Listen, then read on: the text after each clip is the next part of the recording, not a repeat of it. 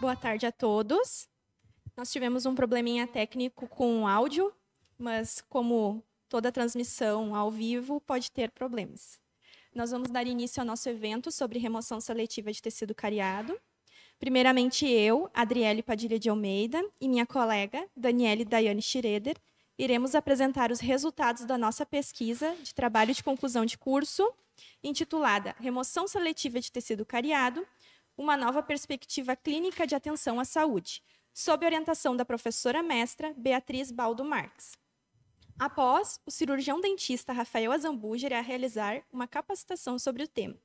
Esse evento era um dos objetivos do nosso estudo, e de início seria realizado apenas com os profissionais da 13ª Coordenadoria Regional de Saúde, mas no fim resolvemos abrir para o público em geral, devido a ser um tema de suma importância no ambiente odontológico. Então, para introduzir, a cárie dentária é considerada um grande problema de saúde pública que atinge cerca de 2,3 bilhões de pessoas que possuem dentes permanentes e 560 milhões de crianças com dentes descidos, segundo dados da Organização Mundial de Saúde. Para o tratamento da cárie, nós caímos sobre duas condutas: ou a remoção total do tecido cariado, ou a remoção seletiva de tecido cariado. Porém, no manejo de lesões profundas de cárie, a remoção total do tecido cariado tem sido contestada devido ao risco de exposição pulpar. Portanto, a remoção seletiva de tecido cariado vem ganhando força nos últimos anos, devido a ser uma alternativa para a conservação do órgão pulpar e, consequentemente, manter a longevidade do dente funcionalmente em boca. Então, a remoção seletiva de tecido cariado, ela é considerada como um sinônimo de custo-benefício. Por que isso? Porque o tratamento de canal, ou seja, a endodontia, é um tratamento mais caro, mais oneroso e que não está disponível na rede de atenção primária de saúde, somente na especializada através dos centros de especialidades odontológicas. Neste contexto, a gente tem que parar para refletir que, por exemplo, o estado do Rio Grande do Sul, ele compreende um território de 497 municípios e conta com apenas 39 centros de especialidades odontológicas. Isso equivale a um percentual de 7,85%, o que provavelmente não consegue atender toda a demanda populacional. Então, assim, a fim de evitar a terapêutica pulpar e, consequentemente, diminuir a procura por esses centros de especialidades odontológicas, sugere-se a execução da técnica de remoção seletiva de tecido cariado. Diante disso, o objetivo do nosso estudo é analisar a percepção dos cirurgiões dentistas que atuam na rede pública dos municípios que integram a 13ª Coordenadoria Regional de Saúde do Estado do Rio Grande do Sul em relação à técnica de remoção seletiva de tecido cariado. Então, primeiramente, a nossa pesquisa ela foi enviada ao Comitê de Ética em Pesquisa da Universidade de Santa Cruz do Sul e obteve aprovação.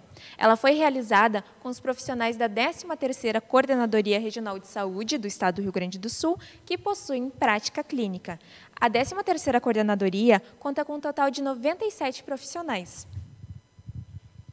O nosso instrumento de pesquisa foi um questionário disponibilizado de forma online através da plataforma Google Formulários e foi estruturado com 15 perguntas, sendo elas gerais do profissional e específicas do tema. E a nossa análise de dados ocorreu através de um programa estatístico chamado Stata 14.0 e através de uma planilha eletrônica do Microsoft Excel, que foi disponibilizada de forma online, de forma automática, através da plataforma Google Formulários. A 13ª Coordenadoria Regional de Saúde conta com 97 profissionais atuando de forma ativa no serviço. Entretanto, 3 foram excluídos por atuarem exclusivamente na gestão. Portanto, 94 cirurgiões dentistas foram considerados aptos por possuírem atividade clínica. No total, 30 cirurgiões dentistas responderam à pesquisa. Então, desses 30 cirurgiões dentistas que participaram da nossa pesquisa, metade eram homens e metade mulheres. Metade possuía idade entre 28 e 43 anos e metade entre 44 e 65 anos. 53,3% concluiu sua graduação nos anos 2000 ou mais. A maioria não obtém pós-graduação em áreas afins. O que seriam essas áreas afins? Seriam as áreas relacionadas à técnica de remoção seletiva de tecido cariado, como, por exemplo, a odontopediatria, a endodontia, a dentística e a saúde coletiva. 53,3% desses profissionais possuem 16 anos ou mais de atuação em saúde pública. 53,3% trabalham em municípios de até 100 mil habitantes. Metade dos profissionais atuam no setor integralmente público e metade atua em público e privado. 56,7% possuem uma carga horária de 20 ou 30 horas semanais. A maioria atua em unidades básicas sem saúde da família e a maioria, cerca de 66,7%, realiza a técnica de remoção seletiva de tecido cariado. Quando nós relacionamos as diferentes características sociodemográficas relacionadas ao trabalho dos profissionais através do teste exato de Fisher, nós consideramos estatisticamente significativos quando os dados obtiveram um valor de P menor que 0,05. Nesse contexto, ser do sexo feminino mostrou-se estatisticamente significativo quando obteve um valor de P igual a 0,025. Sendo que 66,7% dos profissionais que conhecem e utilizam a técnica, 86,7% são mulheres. Além disso, atuar em unidades básicas de saúde com saúde da família mostrou um valor de P igual a 0,045 e, portanto, também foi estatisticamente significativo.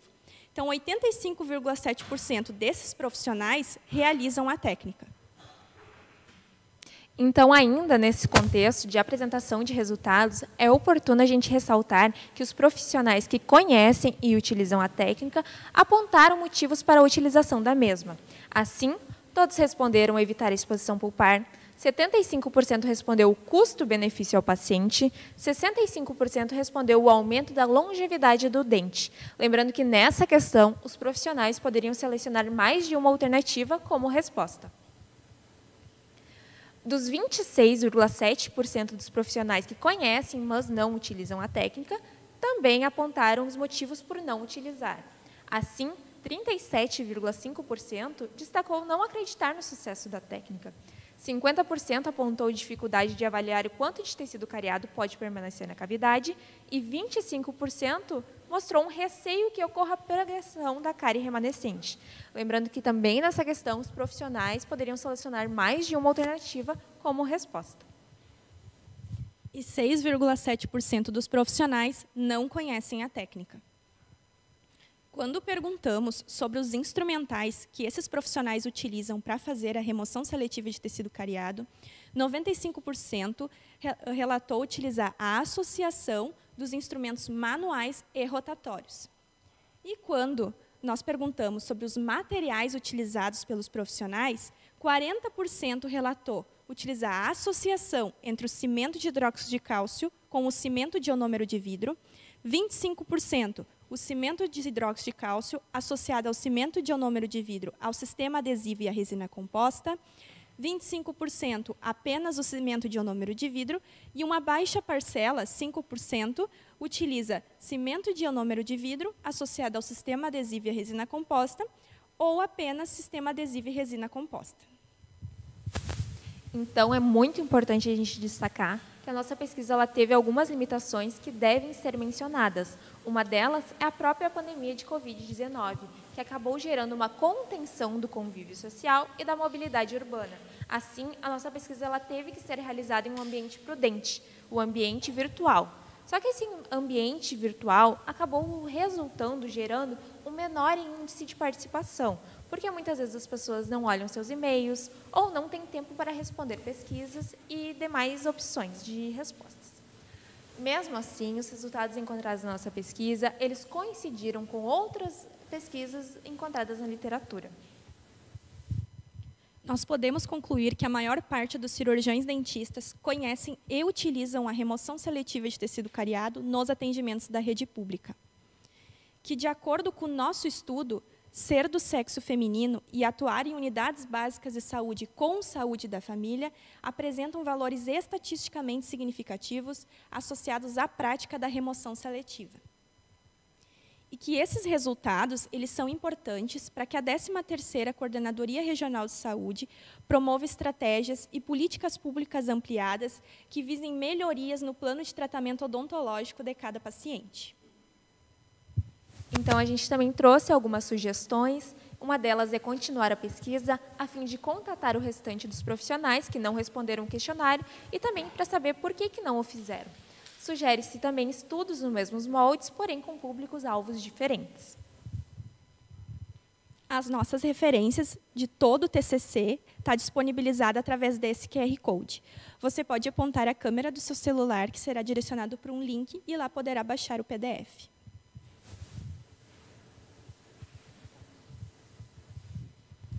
Agradecemos pela atenção de todos e qualquer dúvida pode entrar em contato conosco através dos nossos e-mails, WhatsApp ou Instagram.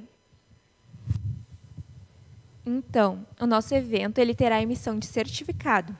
Portanto, vocês podem acessar o link, que será disponibilizado no chat durante a palestra, para preencherem o formulário. Assim, dentro de alguns dias, vocês receberão um certificado por e-mail. Caso alguém tenha alguma dúvida, é só escrever no chat, que ao final do evento elas serão lidas e esclarecidas. Então, agora, a gente vai passar a palavra para o Rafael Azambuja, o qual é especialista em dentística e periodontia, mestre e doutorando em clínica odontológica, dentística, cariologia, pela Universidade Federal do Rio Grande do Sul. Rafael, muito obrigada. Boa tarde, boa tarde. É um prazer estar aqui hoje conversando com vocês. Que essa capacitação ela seja uma fala esclarecedora, né? Com esse objetivo que eu estou aqui hoje para falar com os colegas. Assim como muitos de vocês, eu trabalho também no serviço público, 20 horas, na cidade de Rio Pardo, e também sou um estudante de doutorado. Então, eu quero trazer para vocês uma evidência que a gente tem atual na literatura e casos clínicos que a gente se depara todo dia. O título que eu escolhi é Remoção de tecido cariado, como que essas evidências científicas atuais, elas norteiam a nossa prática clínica.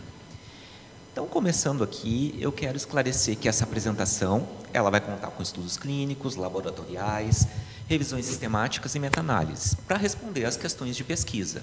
Ela vai passar por todos os degraus da nossa pirâmide de evidências, né? E aqui nessa imagem, a gente vê uma pirâmide de evidências com um conceito mais atual. Segundo os estudos de 2016 do Murat, ele diz que essa pirâmide não teria um degrau tão reto, mas ondulado, e que as revisões sistemáticas elas estariam com uma lupa observando os nossos estudos. O que quer dizer isso? Bom, às vezes, um estudo de corte ou um estudo de uma série de casos, ela tem um valor de evidência maior que aquele que anteriormente estava acima desse degrau da pirâmide. Então, esses estudos são os estudos que hoje nos trazem a melhor evidência científica disponível para apresentar para vocês. Essas dúvidas foram basicamente 3, segundo os resultados do trabalho da Adriele e da Daniele. 50% dos dentistas acreditam que o quanto de tecido cariado pode ser deixado na cavidade é uma dúvida. 37,5% não acreditam no sucesso da técnica de remoção seletiva. E 25% têm receio de que esse tecido deixado no fundo da cavidade possa levar a uma progressão da doença cárie. Mas essas dúvidas elas não são exclusivas dos dentistas da 13ª Coordenadoria desses municípios. Em 2011, quando Weber e colaboradores fizeram um trabalho em Porto Alegre, com os dentistas da rede do serviço público, 54 profissionais foram entrevistados, em 3 casos clínicos de lesões profundas de cárie, simulados apresentados para eles e perguntado qual a sua decisão de tratamento perante esses casos da foto e da radiografia, em que os dentes estão com polpas vitais, sadias, sem sintomas de pulpite, e que podem ter apenas no teste de sensibilidade ao frio, né, o relato do estímulo térmico passageiro. Então, o resultado da tomada de decisão já foi que a maioria desses dentistas, em 71%, optaram por uma técnica não tão conservadora, que é a remoção completa do tecido cariado. A técnica de remoção do tratamento expectante, o stepwise excavation, foi uma segunda opção.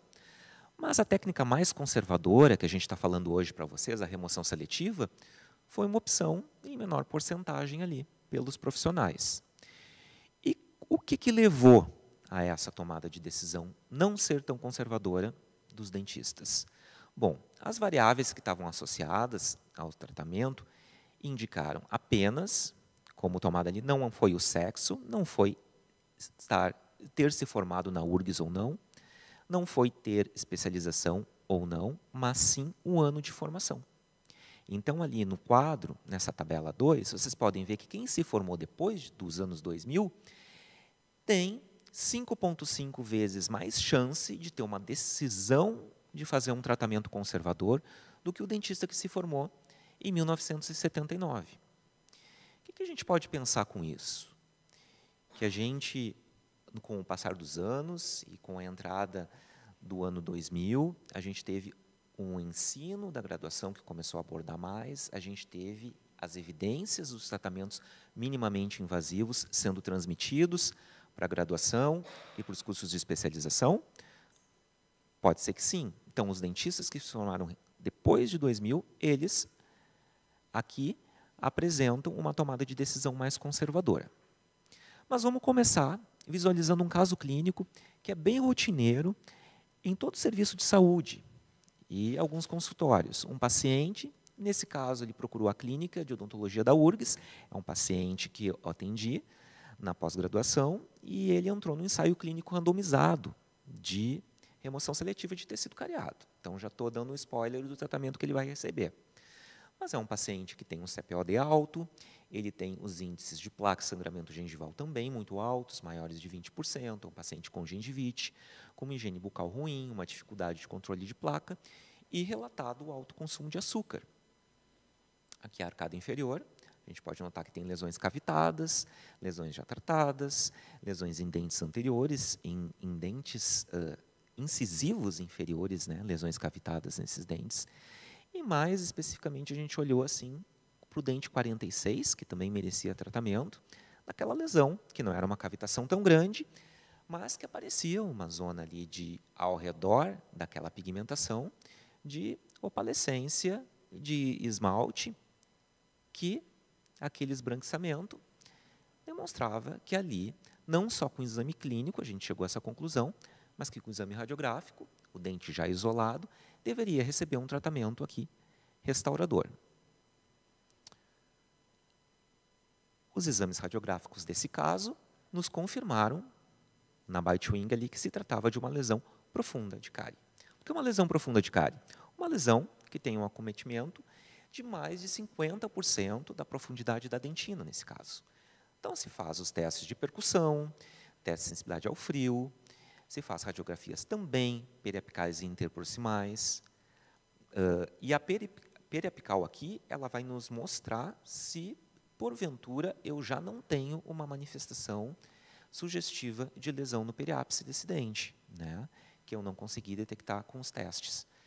Mas, muitas vezes, no serviço de saúde, a gente não tem o raio-x. E a gente vai deixar de fazer uma remoção seletiva? Não, a gente não deixa de fazer a remoção seletiva.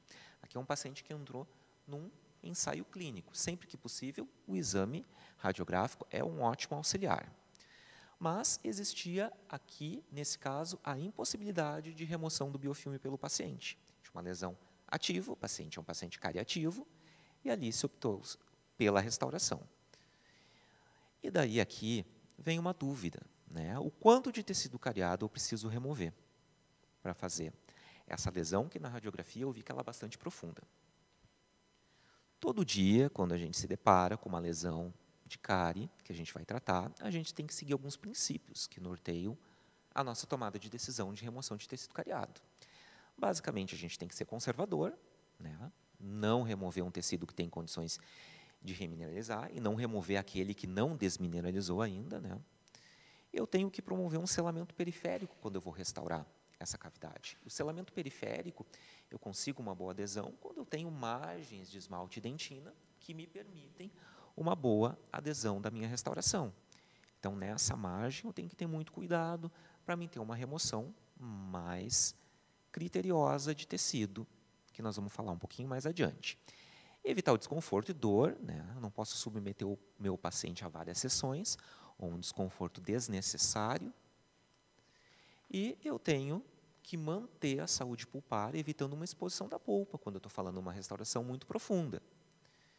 Então, tem um artigo muito bom, um consenso de recomendação em terminologia para o manejo de cárie. Ele é de 2016, ele reuniu cariologistas do mundo todo, cariologistas inclusive do Brasil, a professora Marisa Maltz e a professora Soraya Leal participaram, e eles nos ajudam nessa tomada de decisão. Ele diz, então, que dentes para dentes decíduos e dentes permanentes, em lesões rasas ou médias, eu já posso fazer a remoção seletiva, mas nesse caso para dentina firme. Ela já é uma remoção seletiva, ela recebe um sobrenome, ela é para dentina firme. Uma lesão profunda também é uma remoção seletiva que está indicado, mas para dentina, o padrão amolecido.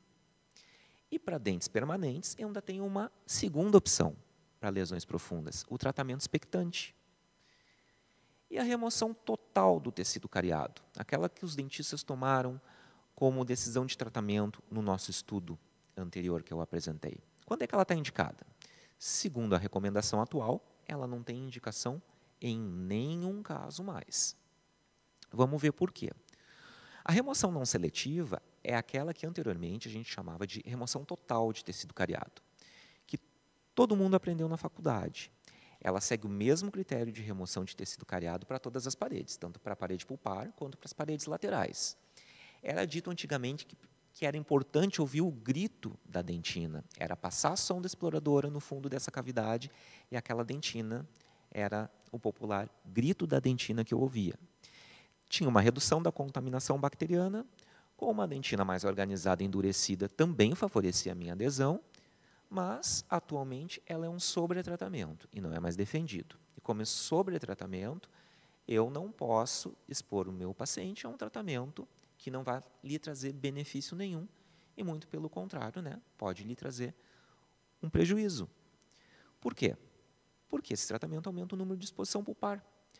Estudos da década de 70, do Magnusson, como a gente vê no quadro, e depois, na década de 96, mostraram que, quando eu fiz a remoção total, eu tive, no de 77, metade dos dentes com exposição pulpar.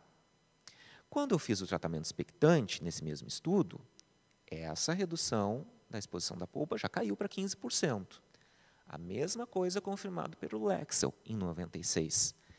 Então, já é possível, a partir desses dados preliminares de 2 estudos, em que os tratamentos de remoção de cárie foram comparados, que teria um tratamento mais interessante para mim fazer na remoção profunda de tecido cariado, que é o tratamento expectante. Mas o que é, então, o tratamento expectante? Essa foto aqui é do estudo anterior, que se eu tivesse feito a remoção total aqui, como decisão de tratamento, provavelmente aqui eu iria expor a polpa, né? E essa exposição ia levar a outro tipo de tratamento, uma pulpotomia, um capeamento pulpar direto, que não tem um mesmo sucesso quando a gente está falando em remoção de tecido cariado. Então, o tratamento expectante, esse que eu falei para vocês, que é uma opção de tratamento para lesões profundas, ele consiste na remoção do tecido cariado em 2 sessões. Como no caso da foto, confirmado pela radiografia, eu tenho um pré-molar com uma lesão muito profunda. Está ali com 75% de envolvimento da dentina. Então, vou fazer o acesso à lesão com uma ponta diamantada, vou fazer a remoção total das paredes laterais, com uma ponta diamantada também, porque ali eu não tenho um risco de exposição, né? E as paredes laterais, aquela margem cervical ali em gengival em esmalte, eu preciso ter um tecido bem endurecido para minha adesão. Não preciso me preocupar ali em fazer uma remoção seletiva. Eu vou fazer essa remoção seletiva na parede pulpar, onde eu tenho um risco de exposição, ou áxio pulpar aqui, né, no caso de uma classe 2. Vou deixar uma dentina num padrão mais amolecido e vou selar essa cavidade, com ionômero de vidro, com IRM, hidróxido de cálcio ou não, por um tempo que vai variar, 2, 3 meses.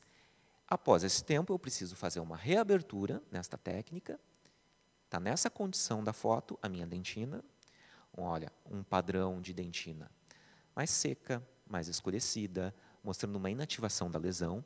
E eu continuo a remoção de tecido cariado nessa parede, então, até um padrão de uma dentina firme ao meu instrumento manual cortante. Aqui eu tenho menos risco de exposição, embora eu ainda tenha. Por quê? Porque deu tempo de ter uma formação de dentina terciária e ter aqui uma remineralização e uma organização dessa dentina, de modo que ela está mais endurecida. Esse é um relato dos trabalhos do professor Bjordan, de 97.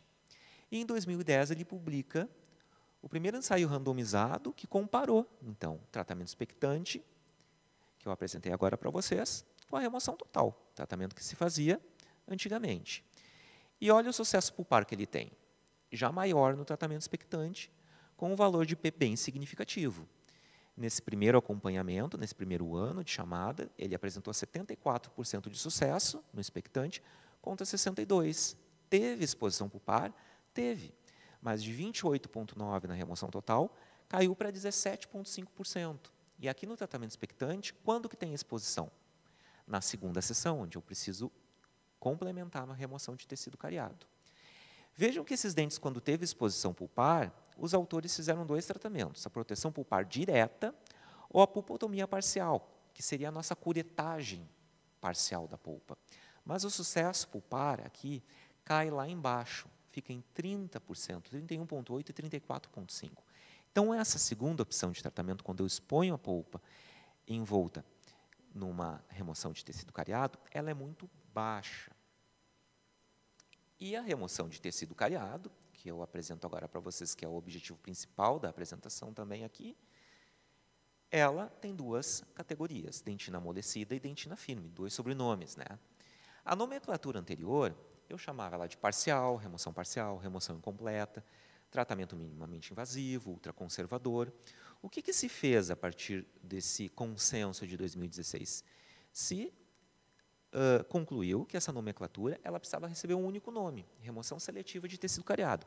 Se eu fizesse uma busca para uma revisão sistemática na PubMed hoje, eu acharia vários nomes para a mesma técnica, uma dificuldade até, né, e vários termos de busca eu teria que usar, nomes diferentes para uma mesma técnica que estava sendo feita. A técnica, ela consiste em parede pulpar eu alcançar um padrão de dentina amolecida e paredes laterais deixar um padrão de dentina endurecida, muito similar à dentina sadia, dentina dura, na lesão profunda, para ambos os tipos de dentições, decíduos e permanentes.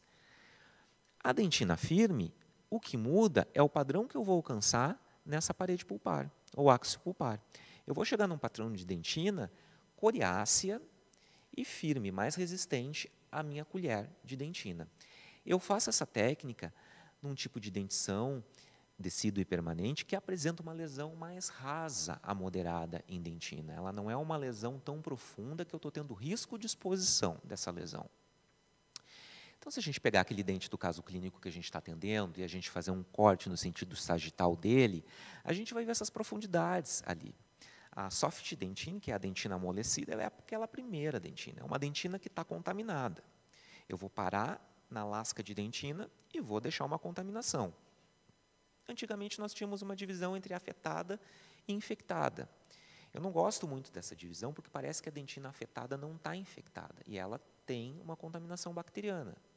Então, aqui, a gente, se seguir em profundidade, vamos passar pelo padrão de dentina coriácea e chegar na dentina firme, que é o segundo tipo de remoção seletiva, que é aquela dentina em dentes mais rasos, né? Se eu for numa dentina firme, numa lesão muito profunda, daí eu vou expor a polpa, não vou alcançar esse padrão. E a dentina endurecida, ela está abaixo da dentina firme, nesse caso. Mas vamos começar a retornar o atendimento do nosso paciente. Eu abri essa lesão. E olha a desorganização e o tecido, como ele está necrótico e desorganizado, né? Preciso fazer, então, uma restauração. E a opção desse paciente foi a remoção seletiva de dentina cariada amolecida. Esse é o padrão de fundo da cavidade finalizada, a foto da esquerda, foi feito condicionamento ácido seletivo, esse adesivo é o que foi usado, single bond universal, todos os instrumentos são usados aqui, brocas esféricas, instrumentos manuais e pontas diamantadas para acesso à lesão, e a restauração foi feita na mesma sessão. O paciente está pronto para ir embora. Nós vamos ver mais especificado um segundo caso, um passo a passo da técnica para vocês entenderem melhor. Esse paciente, então, foi anestesiado, isolamento absoluto, as radiografias aqui, periapical e bite-wing, é o primeiro molar, tá, que está sendo abordado, o acesso, né, a esse esmalte sem apoio de dentina, com uma ponta diamantada, acesso à lesão, eu estou vendo a profundidade da lesão, eu estou usando uma broca em baixa rotação multilaminada nessas paredes laterais para remover o tecido cariado, bastante tecido cariado, saindo naquele aspecto de ruído, né, de traça. Eu usei bastante nas paredes laterais a baixa rotação, e daí de um tamanho compatível. Vocês já podem ver o padrão de limpeza de uma parede lateral, uma cavidade profunda, eu já tenho uma ampla área de adesão ali numa dentina que está endurecida. Essa dentina que está mais desorganizada, a parede de fundo, eu ainda não toquei nela com o meu instrumento. Eu vou fazer isso agora. É feito com uma cureta, uma colher de dentina. Essa colher de dentina vai remover aquelas lascas de dentina que estão soltas, até chegar num padrão de que essa lasca amolecida, esse tecido, começa a ser removido em lasca. Eu parei nesse padrão. Se eu continuar aqui removendo essas lascas de tecido amolecido, eu vou ter fissuras de exposição na polpa, né? Eu não preciso, eu posso deixar esse tecido na parede de fundo neste padrão. Aqui foi feita uma proteção com algodão, condicionamento ácido seletivo, por 30 segundos em esmalte, ácido fosfórico, lavagem. Foi aplicado aqui, esse dente ele foi randomizado para receber uma proteção pulpar, recebeu o Dical, condicionamento, aplicação do sistema adesivo, single bond universal, eu não condicionei em profundidade, fotoativado, recebeu a restauração de resina também na mesma sessão. Bom, mas vamos ver as evidências dos estudos para remoção seletiva, para nos tirarem as dúvidas. A gente viu a parte clínica, né, do atendimento de um caso, agora vamos ver o que a literatura nos diz. Essa nossa discussão, ela não é uma discussão moderna. Se vocês forem ver, em 1859, o John Thomas disse que seria melhor que uma camada de dentina descolorida fosse mantida na proteção da polpa do que correr o risco de sacrificar o dente. E o Black, o tradicional Black, em 1908, da dentística dos nossos preparos cavitários, já disse, em contraponto, que é melhor expor a polpa de um dente do que deixar coberta por uma camada de dentina amolecida. Vocês veem que naquela época, e muito antes do Black, o John Thomas parece que já tinha mais razão, né? Qual a relação entre a aparência clínica e a histologia do fundo da cavidade? O Chauvelin, em 68, já nos disse que em 36% dos dentes que ele removia e deixava num padrão de dentina dura, tinha bactérias nos túbulos dentinários. Então, ele concluiu que não é possível dizer, se eu olhar o fundo da cavidade, se esses últimos traços de dentina infectada foram removidos ou não. Mesmo eu chegando, ele chegou num padrão de remoção total de tecido cariado. Ele achou infecção em 36% dos dentes.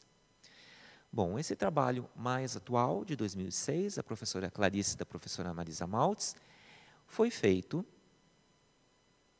uma remineralização não cirúrgica, aqui com aplicação de flúor, de lesões não cavitadas ativas em esmalte, no caso da professora, as fotos de microscopia são de esmalte bovino, e se constatou, nessas fotografias de microscopia, que eu tenho ali, não sei se vocês conseguem ver no interior dos túbulos, bactérias, streptococcus ou carcaças dessas bactérias presentes, mostrando que mesmo quando eu tenho uma lesão que não está cavitada, que foi inativada, no interior dos tecidos, se eu pegasse este dente, esse incisivo central e extraísse, eu ia ver que ali já tinha uma penetração bacteriana. Que não precisou ter uma cavidade de cárie para manter histologicamente a presença de bactérias até os túbulos dentinários, até dentina. A foto da direita é em esmalte.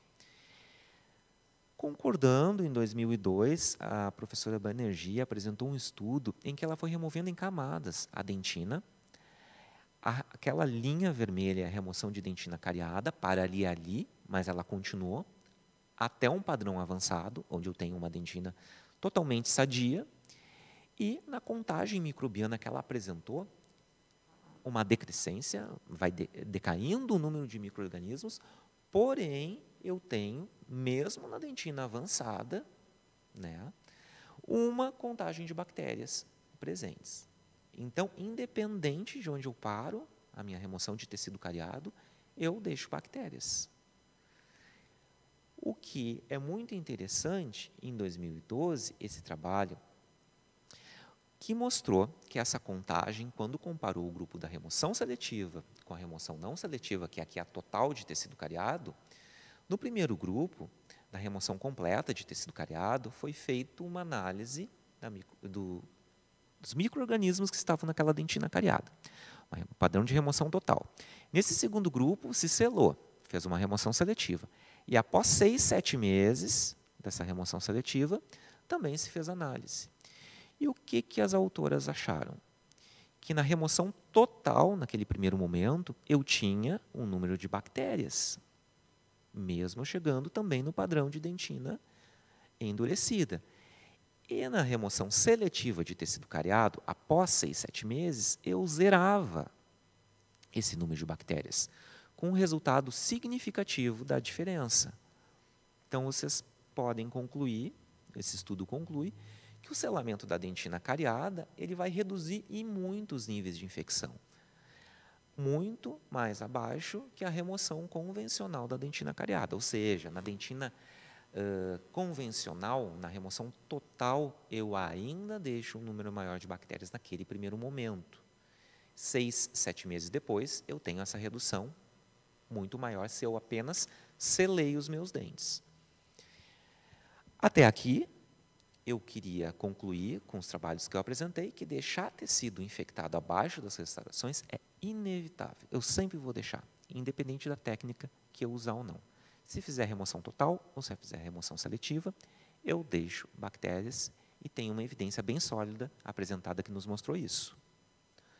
Bom, mas as características clínicas, microbiológicas e radiográficas em lesões profundas de cárie.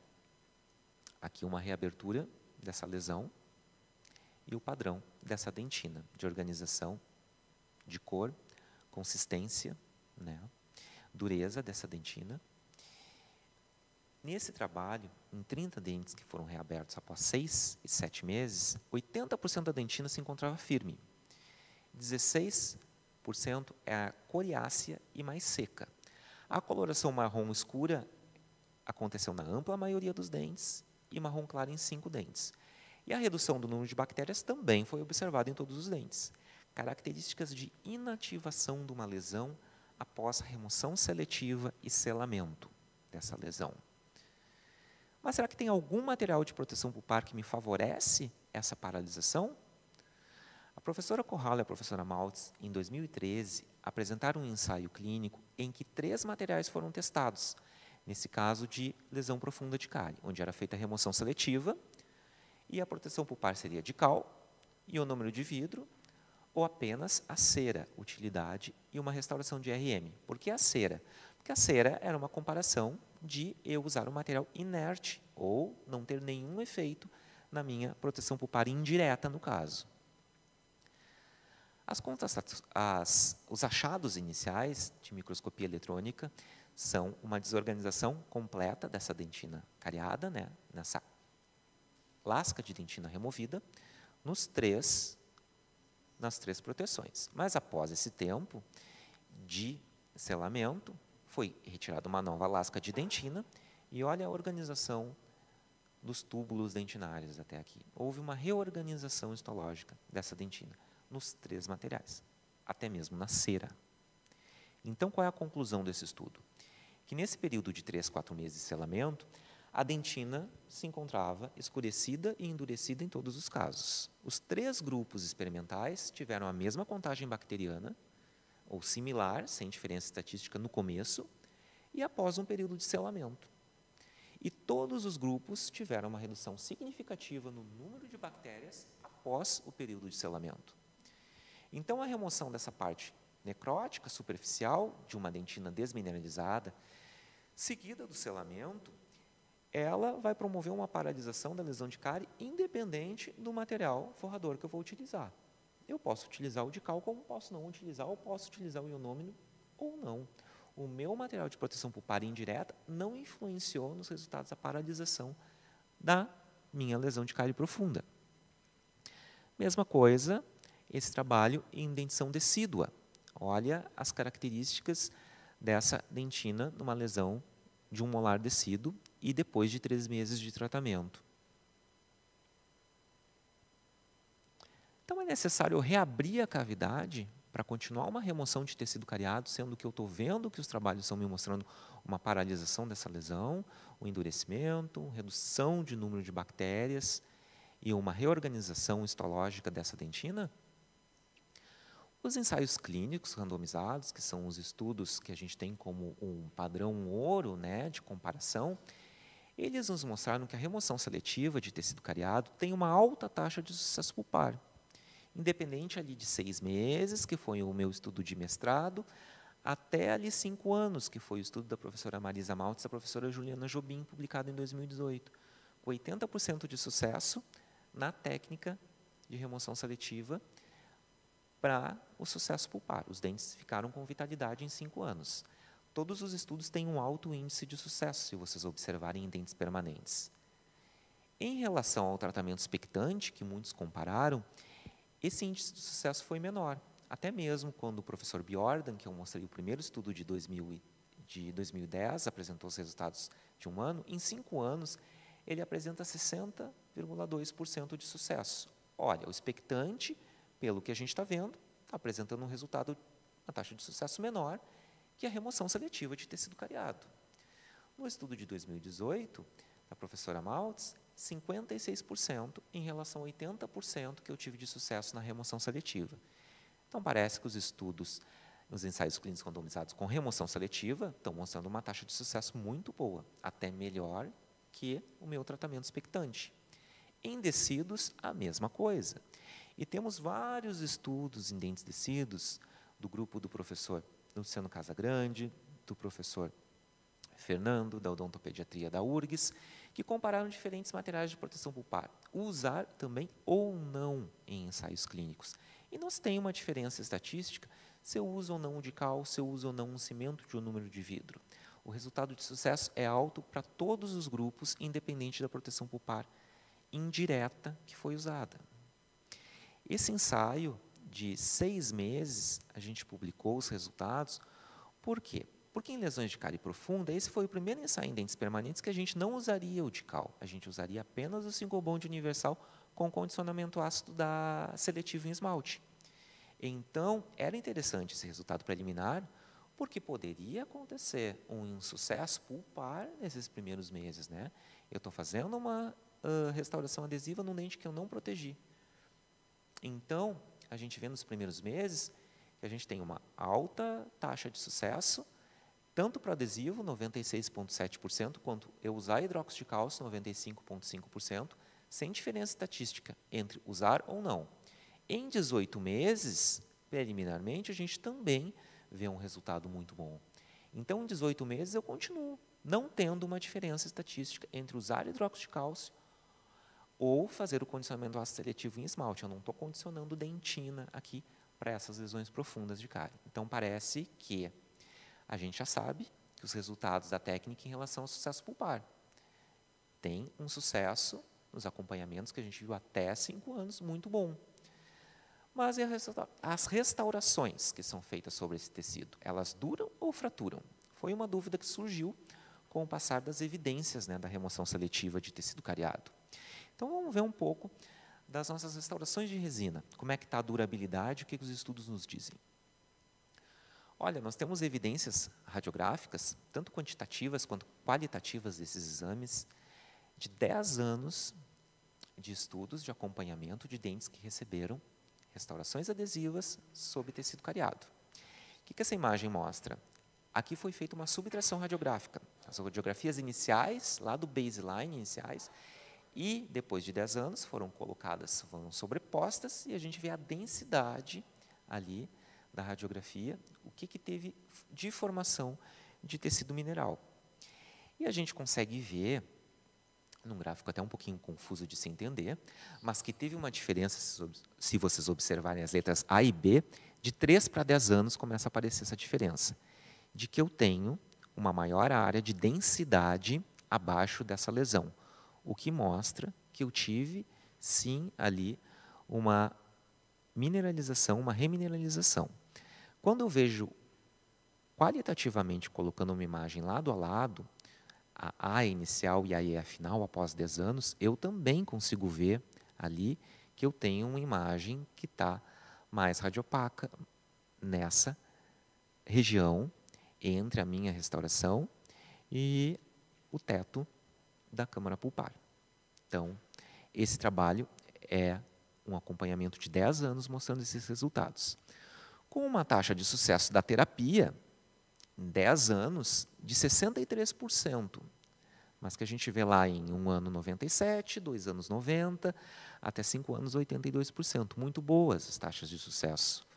E a sobrevivência das restaurações? Foi de 80% em 10 anos. Em 10 anos, a gente tinha 80% das restaurações ainda sem problemas. Elas estavam clinicamente aceitáveis.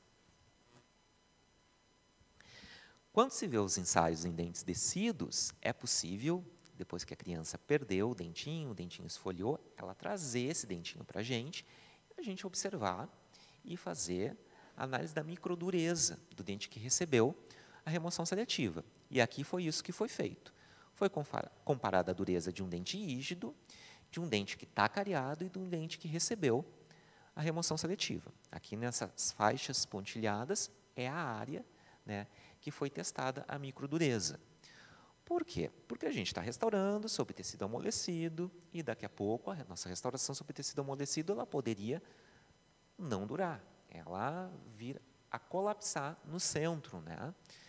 Então, esse estudo laboratorial foi significativo para nos mostrar, no gráfico, que no dente tratado por remoção seletiva, que é a coluna, a barrinha C, a branca, eu tenho uma melhora, um aumento dessa microdureza com o passar do tempo, que quase alcança o dente sadio. E o dente cariado, claro, tem essa microdureza muito baixa. Então, a gente pode concluir que, se eu faço uma remoção seletiva, e com o passar do tempo, essa microdureza da dentina, a minha dentina vai endurecer, eu tenho menos risco de fratura e de insucesso na minha restauração, porque a dentina vai se tornar mais organizada e endurecida nesses casos. Também estudos laboratoriais importantes, aqui do professor Schwendick e colaboradores. Será que a resistência à fratura e a deflexão de cúspide é maior quando eu faço a remoção incompleta? Aqui, nesse gráfico, eles nos mostram que, independente de se eu remover todo o tecido, como na coluna mais escura, quanto eu deixar fazer a remoção seletiva, eu vou ter ali uma diminuição da resistência, que não é significativa entre as duas técnicas, mas em profundidade. Se eu estou trabalhando com lesões profundas de cárie, eu tenho uma diminuição dessa resistência à fratura, independente da técnica que eu uso. Se eu remover todo o tecido ou se eu fizer a remoção seletiva. Então, deixar a dentina desmineralizada sobre a minha restauração não vai afetar a resistência à fratura do dente que recebeu a remoção seletiva de tecido cariado. Não tem esse problema pelo estudo laboratorial, independente da profundidade da lesão. E o que eu tenho de resultado de acompanhamento de restauração nos acompanhamentos clínicos? Aqui eu tenho vários estudos onde fizeram restaurações convencionais e acompanharam até um prazo de 10 anos ali, e 3 estudos, porque os estudos de remoção seletiva ainda estão em menor número, que fizeram a restauração sobre a dentina cariada. E eu vejo que a taxa de sucesso ela é muito similar àquela restauração convencional que a gente fazia, que a gente faz, né? Além do que, esses estudos, vocês vão concordar comigo, de restauração convencional, nem todos são de restaurações profundas ou muito profundas, como os de remoção seletiva. E eu já tenho, nos acompanhamentos de estudo que eu tenho, nesses 3, resultados similares aos estudos de restauração convencional. Vamos ver um estudo que é bem importante, esse ensaio clínico randomizado. É da professora Juliana Jobim, da professora Marisa Maltz. É um multicêntrico, que Brasília também fez alguns casos, e que eles têm um resultado, ele é inédito, de 5 anos de acompanhamento das restaurações. É o que a gente tem de mais longo de acompanhamento de restauração em estado randomizado, em ensaio clínico randomizado, né? Eu já mostrei um estudo de 10 anos de acompanhamento. Então, aqui foi feita a restauração de amálgama ou resina após remoção seletiva de tecido cariado, em 2 técnicas. Aqui foi feita a remoção seletiva de tecido cariado para dentina amolecida ou tratamento expectante. Será que tem uma restauração que dura mais que a outra? Será que o amálgama, velho e bom de guerra, está melhor que a resina? Aqui, como em todo o ensaio que a gente faz para remoção seletiva, o critério de inclusão foi ter uma lesão primária, o dente não tinha sido restaurado anteriormente. O paciente, nesses estudos, e quando a gente vai fazer um tratamento de remoção seletiva, ele não pode ter um relato de dor espontânea. A resposta positiva ao teste de sensibilidade ao frio, ele tem que ter, olha, eu estou sentindo com o frio, mas ela passa assim que eu removo o estímulo do frio. A ausência de dor, a percussão, né, e a ausência de alguma lesão, se eu faço o raio-x. E a gente excluiu, nos nossos estudos até então, dentes que tinham perda de cúspide ou uma lesão abaixo da margem gengival. Basicamente, a perda de cúspide, depois eu tenho que comparar o sucesso dessas restaurações de resina. Então, eu posso incluir os dentes com perda de cúspide e os dentes que não têm a perda de cúspide. Na minha análise, eu fico um pouquinho mais criterioso daí. Mas não é um critério de impedimento para a gente fazer isso. Como resultado, em 5 anos, aqui é a técnica. A remoção seletiva ali, o SW, o Stepwise, teve 76% de sucesso. E a remoção seletiva, 79%. Não teve diferença estatística entre as 2 técnicas. Poderia fazer uma ou outra. E a sobrevivência da restauração foi de 83% para o amálgama e 75% para a resina. Também sem nenhuma diferença estatisticamente significativa.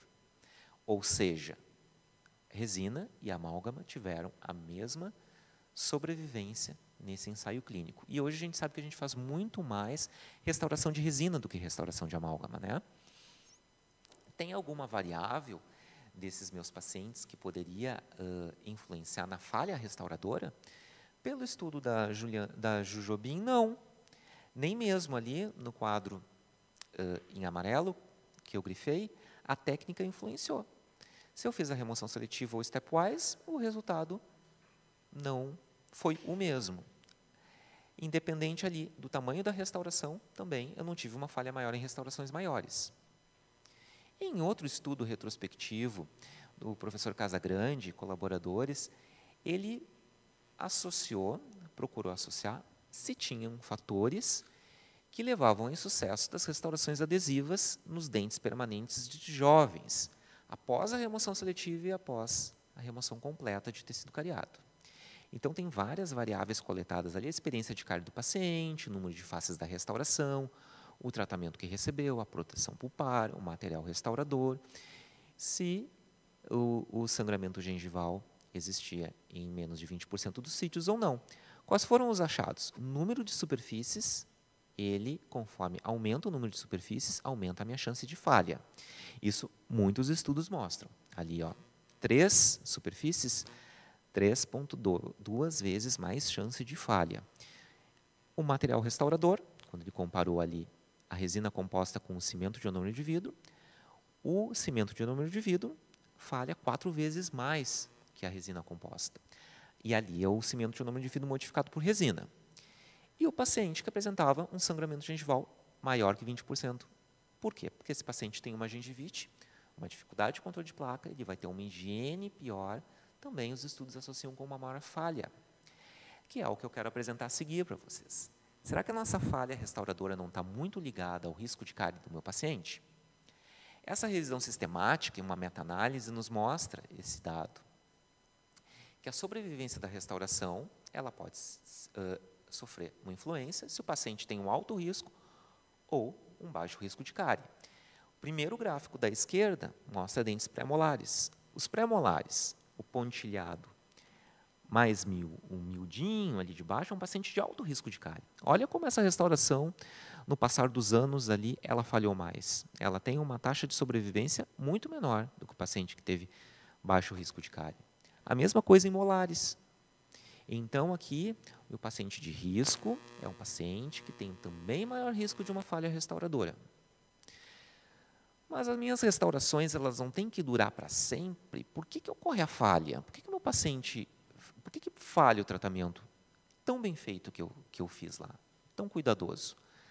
Então, esse artigo do professor Demarco, de 2017, nos mostra que a longevidade da restauração ela está muito relacionada ao fator do paciente. Se o paciente apresenta bruxismo, um hábito parafuncional, ao operador, ao material e à técnica restauradora, e que a falha, na maioria das vezes, ela é uma falha por uma cárie secundária, uma fratura ou uma estética, que o meu paciente já não está mais satisfatório com aquela restauração. E eu gostaria de finalizar mostrando assim a evidência que a gente viu que pode estar no topo da pirâmide, mas que ela pode também estar observando todos os nossos estudos, que é uma revisão sistemática com meta-análise, que ela avaliou qual era o tratamento, né, entre a remoção seletiva, o tratamento expectante e a remoção total, que tinha o menor risco de causar uma falha ao meu paciente. Então, 4 estudos foram incluídos. Ali a gente vê o tradicional gráfico, né, com o diamante a favor ali da remoção seletiva, porque a remoção seletiva aqui mostrou o melhor resultado na preservação da vitalidade pulpar. A reunião desses estudos nos mostra um dado quantitativo de que a remoção seletiva é a melhor opção.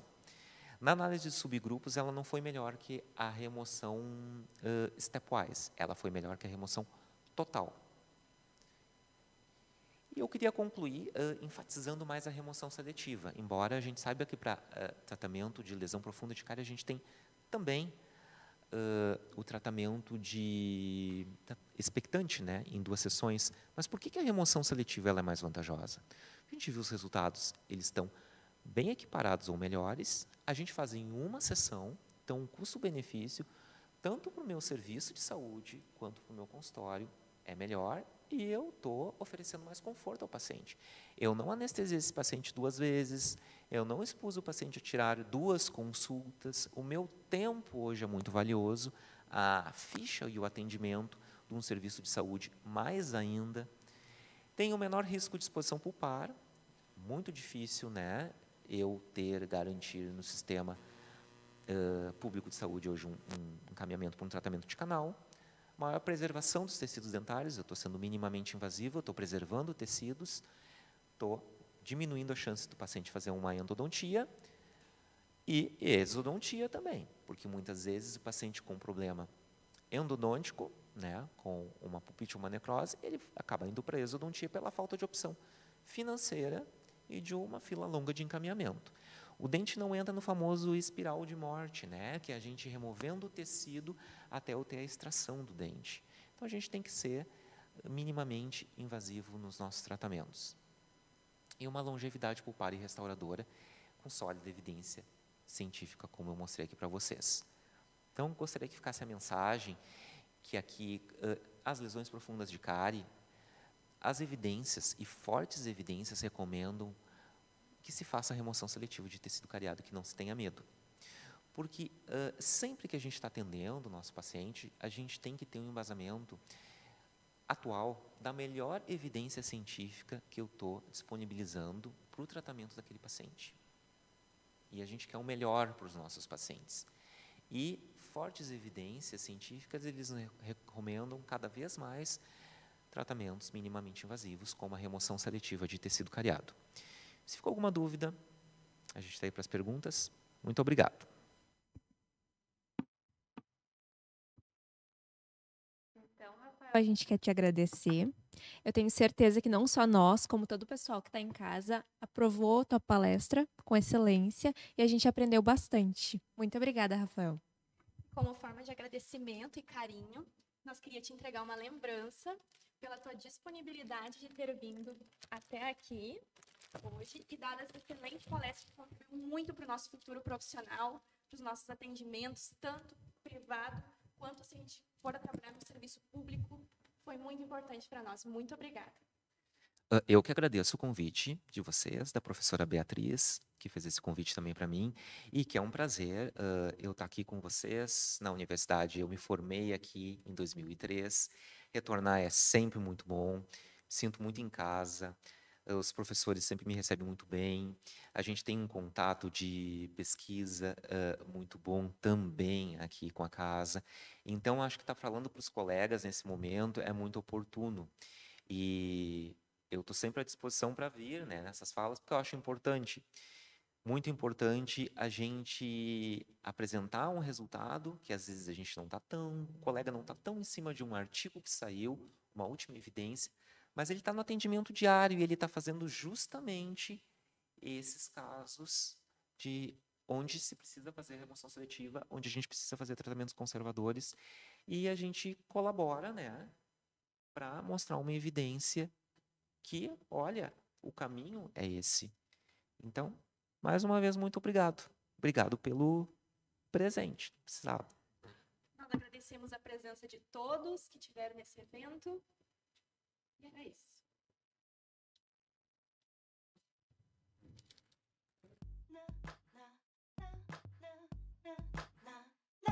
Às vezes, você me pergunta pra onde a vida vai nos levar.